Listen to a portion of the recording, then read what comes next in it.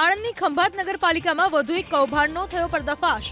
ખંભાત નગરપાલિકાએ વર્ષ 2020માં બનાવેલ ત્રંબાવટી કોમ્પ્લેક્સની 17 નંબરની દુકાન પૂર્વ પાલિકા પ્રમુખ યોગેશ ઉપાધ્યાયે પાલિકામાં જ કામ કરતી પુત્રવધુ પરેશાબેન શાહને કરાર કરી ફાળવી દેવામાં આવી હતી, જે મુદ્દે પ્રાદેશિક કમિશનર કચેરીમાં રજૂઆત થતા કોમ્પ્લેક્સની 26 દુકાનોનો ઠરાવ રદ કરવાનો હુકમ કરવામાં આવ્યો છે।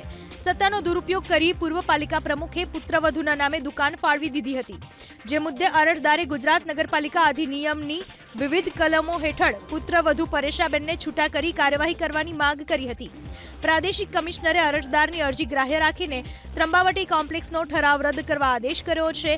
સાથે જ ખોટા ઠરાવો કરનાર હોદ્દેદારો, પદાધિકારીઓ અને પરેશાબેન શાહ વિરુદ્ધ કાયદેસરની કાર્યવાહી કરવાનો હુકમ કર્યો છે। આણંદની ખંભાત નગરપાલિકામાં વધુ એક કૌભાંડનો થયો પર્દાફાશ। ખંભાત નગરપાલિકાએ વર્ષ 2020માં બનાવેલ ત્રંબાવટી કોમ્પ્લેક્સની 17 નંબરની દુકાન પૂર્વ પાલિકા પ્રમુખ યોગેશ ઉપાધ્યાયે પાલિકામાં જ કામ કરતી પુત્રવધુ પરેશાબેન શાહને કરાર કરી ફાળવી દેવામાં આવી હતી,